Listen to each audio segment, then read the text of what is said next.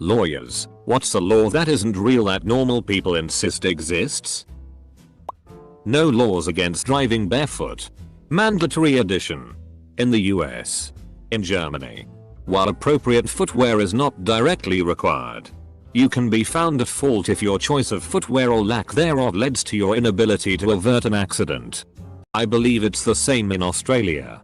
If you have an accident whilst wearing flip-flops, you might struggle with insurance to prove that wearing them didn't cause or add to the causing of the accident.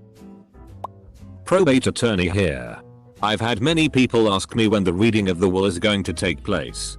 I explain to them that only happens in movies.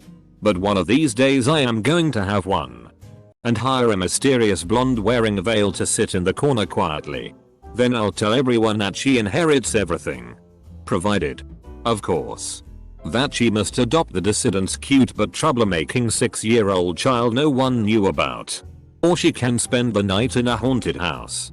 Her choice. There will now be a requirement for such a mysterious lady's presence at the reading of my will.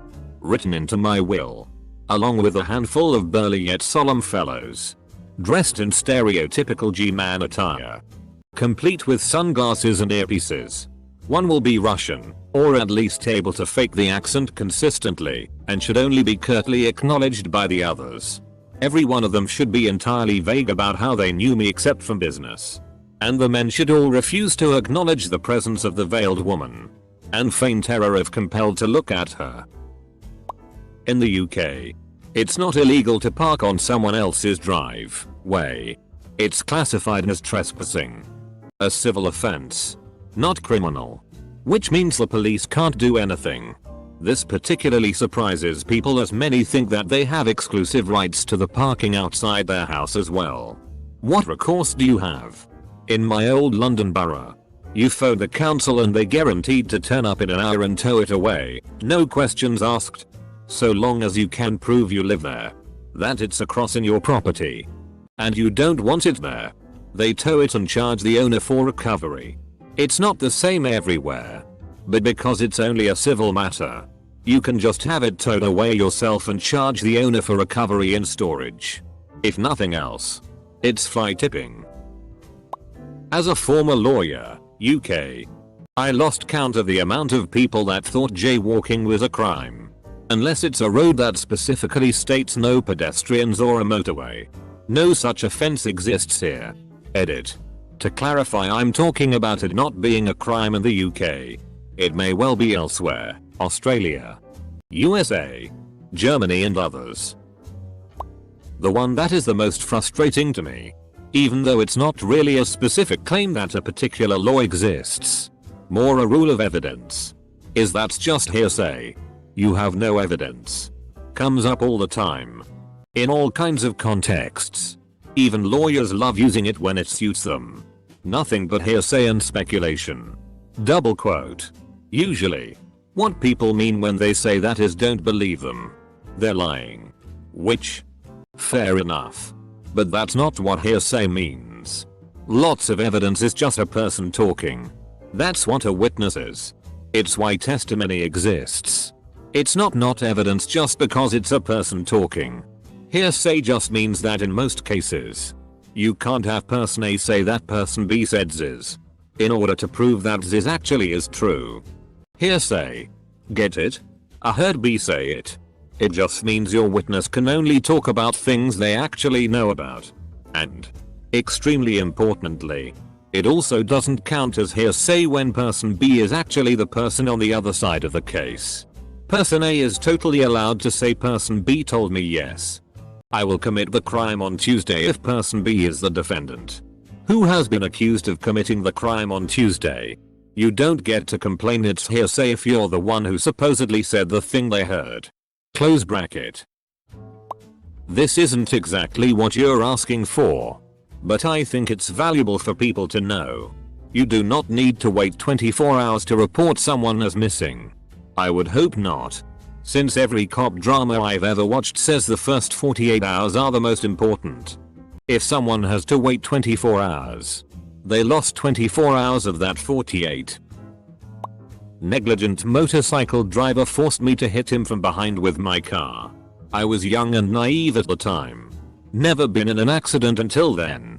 Guy makes me sign a paper that says that the accident is my fault because I hit from behind and wanted compensation. I explained the situation to my dad, and he concluded that the guy was obstructing normal traffic and I had no option but to hit him from behind in the particular circumstance. The guy ended up taking us to court. Showed the judge the piece of paper that I signed. I explained that I signed it under duress and that he explained that by law whoever hits from behind is responsible for the accident. Judge looked him in the eye and asked him if that's true. He said yes. Then she asked him to point out which law states that. He just shut the FCK up. And X200B. Fuck that guy. I'm no lawyer, but I don't feel like most of the villains in Scooby-Doo committed any actual crime. I don't think it's against the law to put on a mask and scare some trespassers on your own property. What if there's an abandoned gold mine underneath it? I think it would still belong to the property owner. Sovereign citizen stuff. I feel like enough folks have claimed to be sovereign citizens that it's become normal. But no. Generally you can't declare yourself exempt from the laws in effect where you are. My first job while in school was as a law clerk was to respond to pro se writs of habeas corpus from prisoners. One of the first ones I was given was to respond to a guy that claimed he was falsely imprisoned because he had sovereign immunity. He had changed his name to Jesus Christ and claimed that because he was the sovereign, he was not subject to our laws anymore and needed to be released. I remember being very flummoxed on how to respond. I spent entirely too much time on that reply. You can go 10 over the speed limit. My dad thought this was true as he was new to the country and quickly found out by a speeding ticket that it was not. Edit. I'm now realizing that this may vary from state to state and county to county. For my case, South Florida generally tolerates 10 over but is still technically illegal. This comes from the margin of error of speed radars. They have a 5-mile margin of error normally and thus people feel it's safe to go 5 over. If you're only going 5 over and get a ticket, you should contest it. And make sure to ask when the gun was last calibrated. Even though many people think so, there has actually never been a Danish law allowing you to beat up a Swede with a stick if he should walk across the ice on Øresund during winter. But even though the law has never existed, it doesn't mean it shouldn't. Freedom of speech in my country. That's from watching too many US movies. Even in the US most people don't understand freedom of speech. All it really means is that the state can't prevent you from saying publishing certain things, i.e. speaking out against the government, controversial opinions, etc. It has nothing to do with interactions between private citizens. Unless someone is specifically insisting violence, I have absolutely no obligation to respect anyone's freedom of speech since I'm not the state. In my country some people believe they can press charges against someone. You can't. You report a crime and the police decide if they are taking it further. It's not up to you whether charges are brought. You may want charges brought but the police drop the case. Alternatively you can refuse to press charges and the police can bring a case anyway. It's harder without a victim or witness cooperation but they still can. You do have a right to civil cases of course, but when people say press charges they believe they can do this via the police. In the UK, people often claim that if an item is listed for sale in a shop then the shop legally has to sell it to you at that price. This is not true at all as the shop doesn't have to sell you anything at any price. Often as a gesture of goodwill shops will honor erroneous prices. But they are under absolutely no obligation to do so. Not quite on point. A lot of people don't understand that co-signing a loan means that you are on the hook for the loan as much as the other person. The car gets repoed and then they are shocked that their wages are getting garnished. Co-signing is not you saying you think your friend is a cool dude who is good for it. You are saying you will pay for it if they don't. And they want you on the hook because they think there is a good chance the main applicant is a deadbeat. Basically, don't co-sign ht for anybody. Not a lawyer but as someone who watches a lot of public freakout videos with people screaming. It's illegal to film me without my permission. Double quote. I would say that In most cases you don't need someone's permission to film in a public place where there is no expectancy of privacy. If it were a public bathroom, then yeah, that might be a problem. But filming at a park or on the sidewalk is not illegal. This great video from Wanda Shozen. It's federal law in the US that a plainclothes or undercover police officer has to identify themselves as law enforcement if asked. No, it's not the law. And they can tell you whatever the FCK they want. I'm reminded of that Breaking Bad cold open where Badger gets arrested for selling product to an undercover officer because of this exact made up law lol. An arrest isn't magically invalidated if the police don't read you your rights on the spot.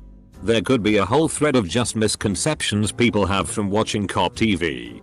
Miranda rights protect you from self-incrimination when being questioned by the police for a crime. It doesn't mean they have to Miranda you the second you get arrested.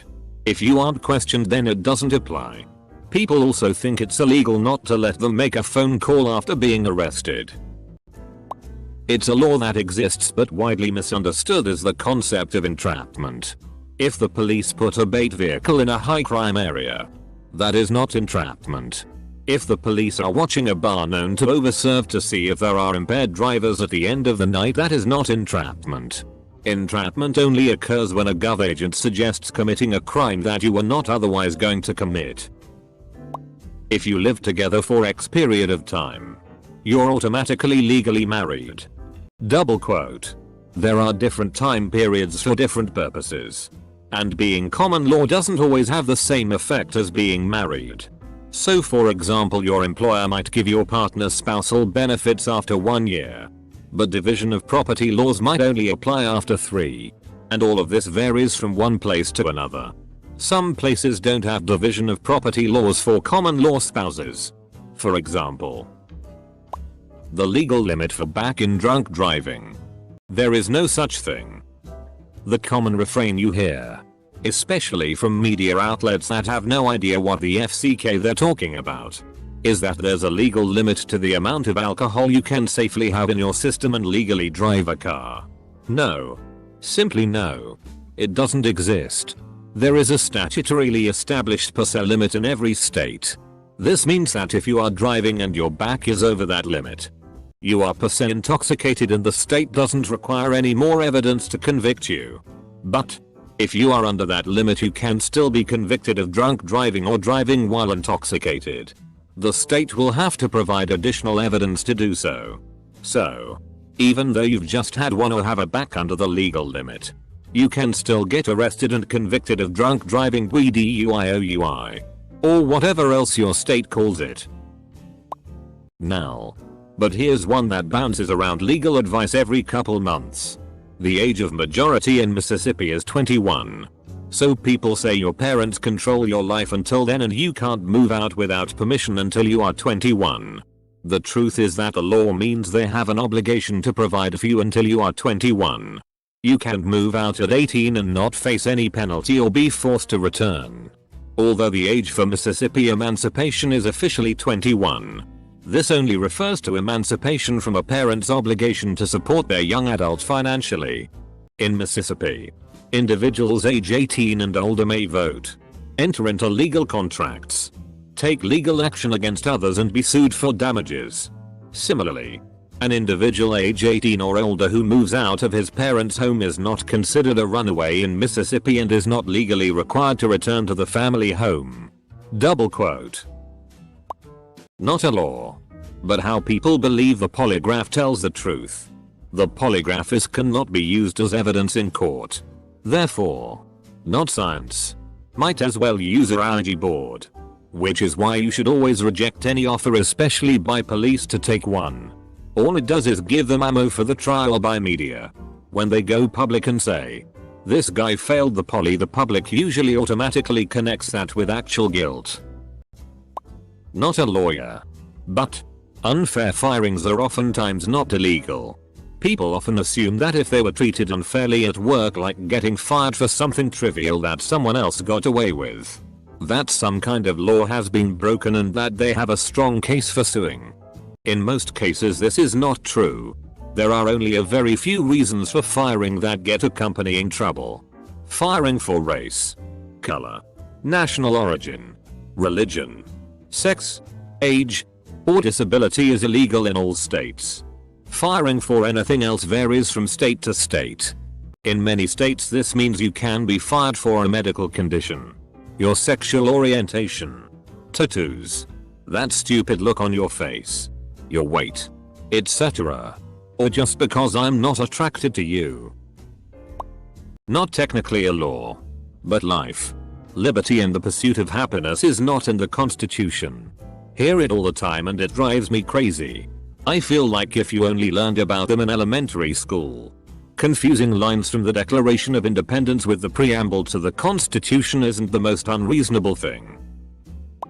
If the teacher is more than 15 minutes late, you're legally allowed to go home. Technically you're legally allowed to go home whenever you want, but you still have to deal with whatever consequences the school gives you. Not a lawyer, but many people think that black belt in martial arts have to register their hands as deadly weapons.